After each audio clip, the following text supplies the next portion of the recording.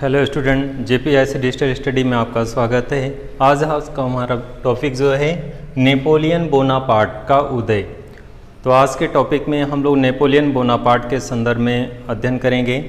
Napoleon Bonaparte किस तरह से अपने क्षमता के बल पर, अपने शक्ति के बल पर, अपने प्रतिभा के बल पर किस तरह से फ्रांस में अपना एक अद्भुत स्थान, एक महत्वपूर्ण स्थान प्रदान किया अपने आप को, और इस तरह से फ्रांस को एक नई दिशा प्रदान किया। तो नेपोलियन बोनापार्ट विश्व के महानतम सेनापतियों में से एक था। इसके संदर्भ में हम लोग आज चर्चा करेंगे। इस विषय वस्तु को चलिए स्टार्ट करते हैं। सबसे पहले हम लोग देखेंगे कि नेपोलियन बोनापार्ट का जो उदय हुआ फ्रांस में, वो किस रूप में हुआ, किस तरह से अपने क्षमता के बल पर अपनी स्थिति को मजबूत किया। सबसे पहले उसके स्थिति को जानेंगे। विश्व इतिहास में वह महान सेनापतियों में से एक था। तो महान सेनापतियों में से उसका स्थान है, इतिहास में उसका अद्वितीय स्थान है, क्योंकि उसकी उपलब्धियां, उसके कार्य फ्रांस में उसको चरम पर ले जाते हैं उसके उपलब्धियों के कारण, और इसी के कारण वो विश्व इतिहास में गौरवपूर्ण सेनापति के रूप में ख्यात लब्ध व्यक्ति है। तो इस तरह से महान सेनापतियों में से एक था। वह इतिहास के सबसे महान विजेताओं में से था।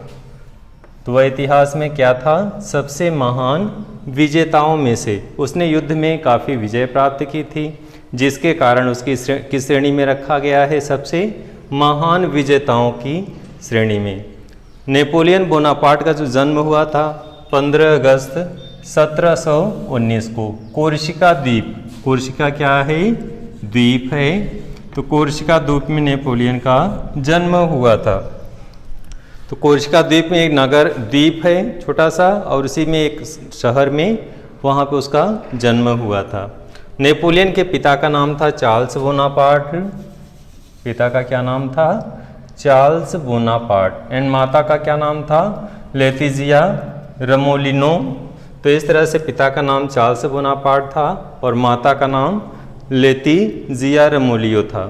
तो इस तरह से नेपोलियन की जो है ये ब्रीफली परिचय है। आगे हम लोग बढ़ेंगे। नेपोलियन बोनापार्ट जो है फ्रांसीसी सेना का सेनापति था। बचपन में ही वह सैनिक एजुकेशन, सैनिक शिक्षा ग्रहण किया था। क्योंकि जो व्यक्ति, कोई भी बालक होता है, उसकी कुछ क्षमताएं होती हैं, उन क्षमताएं, वे क्षमताएं बचपन में ही दिख जाती हैं। तो नेपोलियन बोनापार्ट की जो सैनिक क्षमता थी, जिस तरह से उसकी रुचि थी, जिस तरह से उसके रुझान थे, उसके माता पिता जो है प्रारंभ में ही उद्देश्य बना लिए थे कि नेपोलियन को सैनिक शिक्षा प्रदान करके सेना में भर्ती कराएंगे, और अपनी क्षमता के बल पर, अपने कौशल के बल पर, अपने प्रतिभा के बल पर वह सेनापति बन जाता है, और इस तरह से इन क्षमताओं का उपयोग करते हुए फ्रांस में अपना महत्वपूर्ण स्थान बनाता है। इसी कड़ी में उसने कई युद्ध किए। चूँकि वो प्रारंभ में ही कहते हैं कि उसके अंदर जो क्षमताएं थीं, उन क्षमताओं के बल पे ही वो सेनापति बना था। अगर क्षमता ना होती तो एक सामान्य सैनिक के रूप में रहता, लेकिन क्षमता के बल पे ही वो किस रूप में प्रतिष्ठित किया अपने आप को? सेनापति के रूप में स्वयं को प्रतिष्ठित किया, क्योंकि उसके अंदर असीम क्षमता थी, असीम साहस था, असीम धैर्य था, बहुत ही महानतम सेनापतियों में से था। तो इस तरह से अपने क्षमता के बल पे सेनापति का रूप में अपने आप को प्रतिष्ठापित करता है। उसने बहुत सारे युद्ध किए थे। उसके युद्धों में सबसे पहले उसने 1804 में सेनापति के रूप में तो आगे कार्य किया ही, इसके पश्चात वह 1804 में फ्रांस का सम्राट बन बैठा। तो 1804 में वो क्या बन बैठा? स्वयं को सम्राट घोषित कर दिया। और इसके पश्चात उसने बहुत सारे युद्ध किए थे। उन युद्धों के संदर्भ में देखेंगे। 1805 में उसने क्या किया था? ऑस्ट्रिया को पराजित किया था। तो इस तरह से उसकी एक महान उपलब्धि थी। 1805 में ऑस्ट्रिया को पराजित किया था, बहुत ही महान उपलब्धि इसकी थी। इसके पश्चात उसने अगले वर्ष 1806 ईस्वी में प्रशा को पराजित किया। इस पर विजय प्राप्त की उसने अपने प्रतिभा और सैनिक क्षमता के बल पर। तो इस तरह से वो शासक के साथ साथ उसके अंदर महान सेनापति के गुण विद्यमान थे, जिसके कारण उसे हमेशा निरंतर सफलता मिल रही थी। उसकी क्षमताओं के कारण ही उसे क्या मिल रही थी? सफलता मिल रही थी।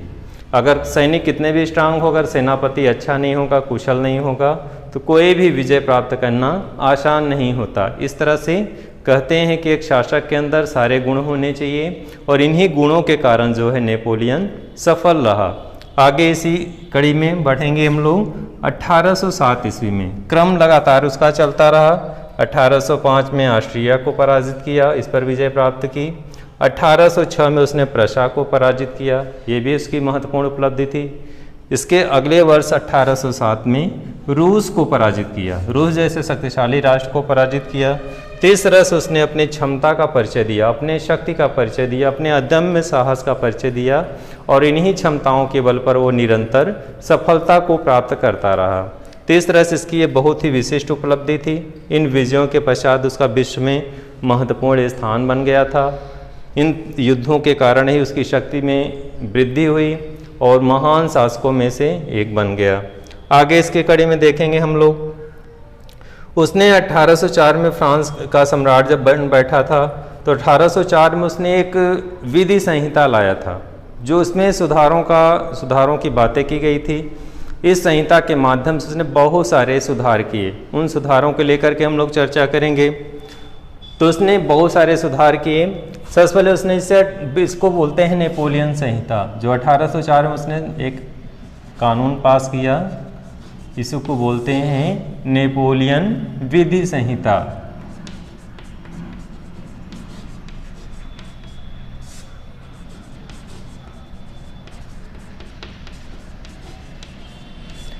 कभी कभी इसी को पूछता है नेपोलियन कोड क्या है या नेपोलियन विधि संहिता क्या है, अलग अलग नामों से पूछता है।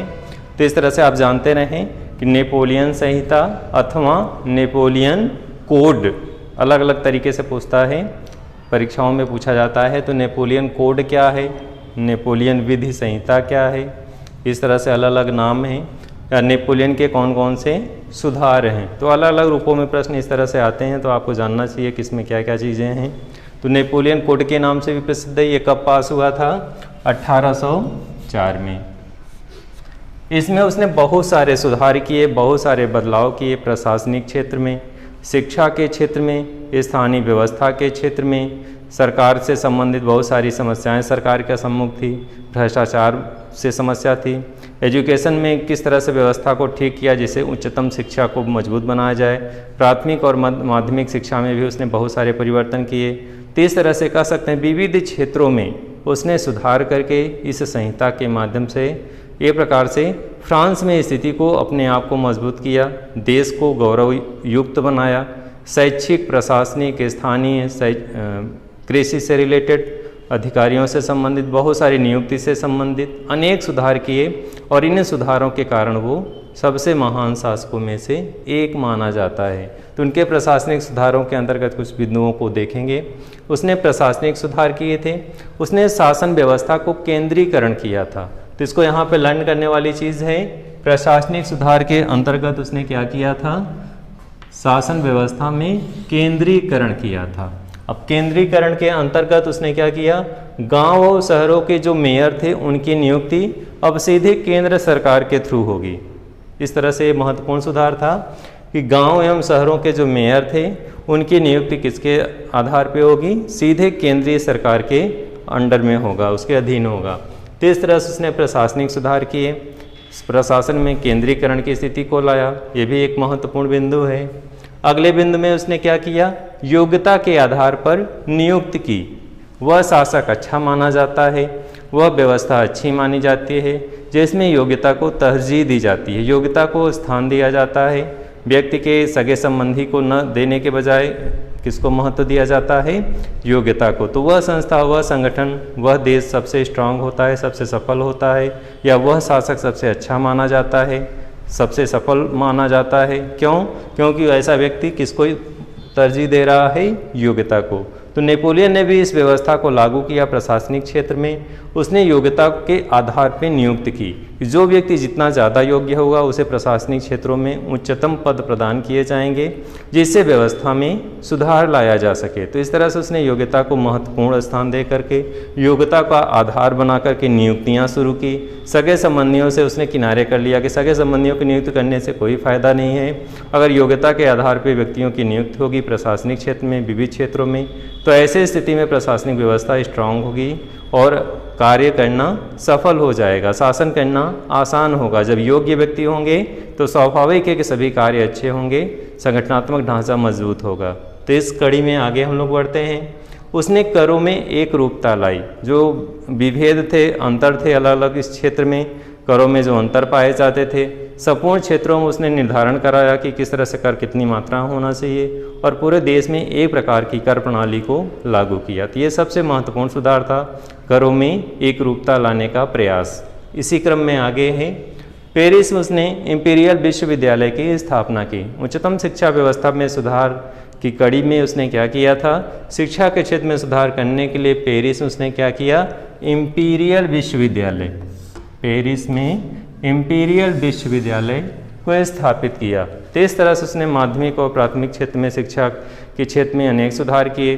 शैक्षिक व्यवस्थाओं को ध्यान दिया, आवास के संदर्भ में, पाठ्यक्रम के संदर्भ में, शिक्षकों के संदर्भ में विशेष उसने नियम बनाए कि योग्यता के आधार पर नियुक्ति की जाए, समय समय पर उसका पुनर्मूल्यांकन किया जाए। तो इस तरह से उसने शिक्षा के क्षेत्र में उसने अनेक सुधार किए, प्राथमिक से लेके उच्च शिक्षा तक। डियर स्टूडेंट, आज के इस टॉपिक में हमारा जो आज का टॉपिक था नेपोलियन बोनापार्ट का उदय। तो नेपोलियन बोनापार्ट किस तरह से अपने क्षमता के बल पे, अपने प्रतिभा के बल पे महान सेनापतियों में से एक माना जाता है, और इसी के कारण जो है उसने अपनी क्षमता के बल पे ही उसने 1805 में ऑस्ट्रिया को, 1806 में प्रशा को, 1807 में रूस को पराजित किया। ये उसकी महत्वपूर्ण विजय हैं। उसने जो है लास्ट में ये सारी योग्यताएं हैं, उसके विशिष्ट उपलब्धियां हैं जो नेपोलियन कोड के नाम से जाना जाता है। इसमें उसने अनेक सुधार किए, जिसे नेपोलियन बिल या नेपोलियन संहिता के नाम से विश्व इतिहास में प्रसिद्ध है। लास्ट में उसका पतन हो जाता है। 1815 में मित्र राष्ट्रों इंग्लैंड के द्वारा वह पराजित होता है और गिरफ्तार करके सेंट हेलेना द्वीप का नाम है, यहाँ पे उसे क्या किया जाता है, गिरफ्तार करके निर्वासित जीवन व्यतीत करने के लिए रख दिया जाता है। तो वहाँ पे वह रहते हुए निर्वासित जीवन जीते हुए 6 वर्ष पश्चात 5 मई 1821 को उसका जो है मृत्यु हो जाता है। तो इस तरह से नेपोलियन बोनापार्ट का उदय होता है।